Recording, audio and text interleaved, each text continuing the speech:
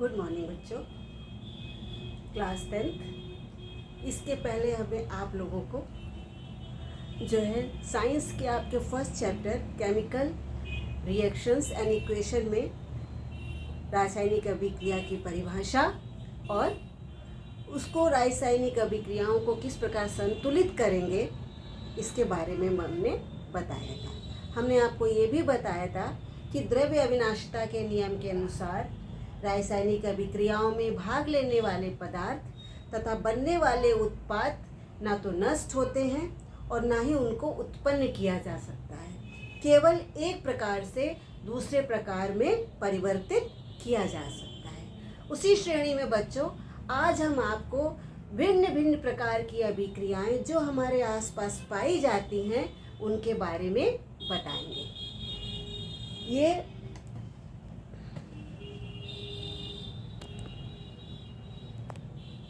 हमारे आसपास बच्चों 6 प्रकार की रासायनिक अभिक्रियाएं पाई जाती हैं। हर एक रासायनिक अभिक्रिया एक विशेष गुण को प्रदर्शित करती है। सबसे पहले संयोजन अभिक्रिया। संयोजन जैसे नाम से ही पता चल रहा है, जुड़ना। जब 2 या 2 से अधिक पदार्थ आपस में मिलकर एक एकल पदार्थ बनाते हैं उसको हम संयोजन अभिक्रिया कहते हैं। जैसे अमोनिया और HCl हाइड्रोजन क्लोराइड ये आपस में अभिक्रिया करते हैं और अमोनियम क्लोराइड का जो है यौगिक बनाते हैं। तो इस प्रकार की अभिक्रिया जिसमें आप देख रहे हैं 2 या 2 से अधिक पदार्थ आपस में संयोग करके एक नया पदार्थ बनाते हैं उसको हम संयोजन अभिक्रिया कहते हैं। दूसरे प्रकार की अभिक्रिया जस्ट इसके विपरीत होती है बच्चों, वियोजन। वियोजन में टूट जाना। जब एकल पदार्थ जिन पदार्थों से मिलकर बना है, वो तत्व है या वो यौगिक हैं, जिन पदार्थों से मिलकर बना है अभिक्रिया के दौरान उन्हीं पदार्थों में टूट जाता है, उसको हम वियोजन अभिक्रिया कहते हैं। जैसा हमने उदाहरण में आपको समझाया है बच्चों कि कैल्शियम कार्बोनेट ये अभिक्रिया के दौरान कैल्शियम ऑक्साइड और कार्बन डाइऑक्साइड में चेंज हो जाता है। तो जिस अभिक्रिया में सिंगल पदार्थ अपने अवयवी पदार्थों में टूट जाता है उसको हम वियोजन अभिक्रिया कहते हैं। तीसरे प्रकार की अभिक्रिया बच्चों विस्थापन या प्रतिस्थापन। जैसा कि बच्चों नाम से ही देखिए पता चल रहा है, विस्थापन मीन्स अपनी जगह से उसको हटा देना और प्रतिस्थापन मीन्स दूसरे को उसकी जगह पर ले आना। तो जिस प्रकार की अभिक्रियाओं में जो अभिक्रिया करने वाले पदार्थ हैं वो एक ही तत्व दूसरे तत्व को हटाकर उसका स्थान ले लेता है उसको हम विस्थापन या प्रतिस्थापन अभिक्रिया कहते हैं। जैसे बच्चों देखिए उदाहरण में आयरन Fe+CuSO4 कॉपर सल्फेट ये जब अभिक्रिया करते हैं तो कॉपर आयरन जो है ये अधिक क्रियाशील है।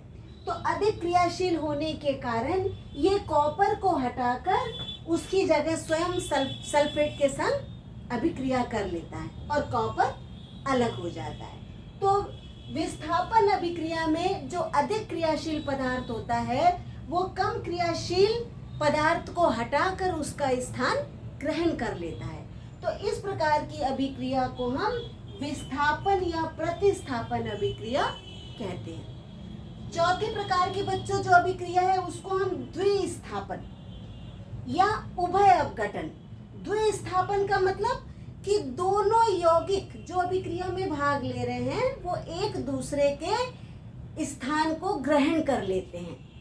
जैसे देखिए सोडियम सल्फेट Na2SO4 और बेरियम क्लोराइड BaCl2 ये दोनों यौगिक जब अभिक्रिया करते हैं तो सोडियम क्लोराइड के संग अभिक्रिया कर लेता है और बेरियम सल्फेट के संग अभिक्रिया करके एक नए पदार्थ को बनाते हैं।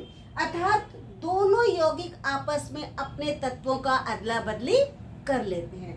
तो इस प्रकार की अभिक्रिया को हम उभय अपघटन, उभय मीन्स दोनों, अपघटन कहते हैं, या द्विस्थापन, एक दूसरे के स्थान को परिवर्तित कर लेना।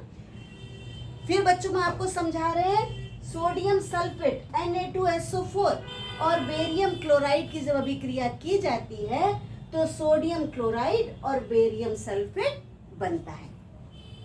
पांचवें प्रकार की अभिक्रिया बच्चों ऑक्सीकरण और अपचयन कहलाती है। ऑक्सीकरण जैसा कि नाम से ही है, ऑक्सीजन की वृद्धि और हाइड्रोजन की कमी। इसमें देखिए बच्चों, जो अणु होते हैं उनकी संख्या बढ़ जाती है। जैसे SnCl2 स्टेनिस क्लोराइड, ये क्लोरीन के संग अभिक्रिया करके SnCl4, इसमें देखिए क्लोरीन एक नेगेटिव ऋणात्मक तत्व है जो क्लोरीन के संग फिर अभिक्रिया करके और SnCl4 अर्थात 2 की जगह ऋणात्मक तत्व 4 हो जाते हैं। तो जिनमें ऋणात्मक या ऋण विद्युतीय तत्वों की बढ़ोतरी होती है उनको हम ऑक्सीकरण अभिक्रिया कहते हैं। दूसरा बच्चों अपचयन जस्ट इसका उल्टा होता है। इसमें ऑक्सीजन की कमी और हाइड्रोजन की वृद्धि होती है, अर्थात ऋण विद्युतीय तत्वों की कमी और धन विद्युतीय तत्वों की बढ़ोतरी होती है। जैसे देखिए जिंक ऑक्साइड, इसमें ऑक्सीजन जो है ये ऋण विद्युतीय तत्व है, ये कार्बन के संग अभिक्रिया करके जिंक अलग हो जाता है और कार्बन मोनोऑक्साइड बना लेता है। तो अपचयन वो अभिक्रिया होती है जिसमें ऋण विद्युतीय तत्वों की कमी होती है और धन विद्युतीय तत्वों की वृद्धि होती है। तो इस प्रकार की अभिक्रिया को हम अपचयन अभिक्रिया कहते हैं। छठा है बच्चों ऊष्माक्षेपी अभिक्रिया और ऊष्माशोषी अभिक्रिया। हर अभिक्रिया बच्चों अपने नाम से ही समझ में आ जाती है कि इन अभिक्रियाओं में तत्वों और यौगिकों की आपस में अभिक्रिया किस प्रकार की होगी। ऊष्माक्षेपी मीन्स ऊष्मा का निकलना। तो इस प्रकार की अभिक्रियाएं जब होती हैं तो उसमें ऊष्मा निकलती है। जैसे कैल्शियम ऑक्साइड, जैसे कैल्शियम ऑक्साइड CaO और पानी, चूना आप जानते हैं बच्चों, वो कैल्शियम ऑक्साइड होता है। जब आप उसको पानी में घोलते हैं तो देखते हैं एकदम से बहुत सारे बबल्स निकलते हैं हीट की।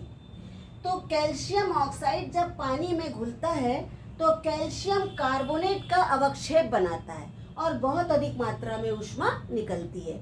अगर जिस समय आपने किसी बर्तन में, ड्रम में कैल्शियम ऑक्साइड को पानी में घोला, जैसे चूने की पुताई होती है, तो उसमें हाथ वगैरह नहीं डाला जाता क्योंकि इतनी ज़्यादा हीट होती है कि आपका हाथ जल सकता है।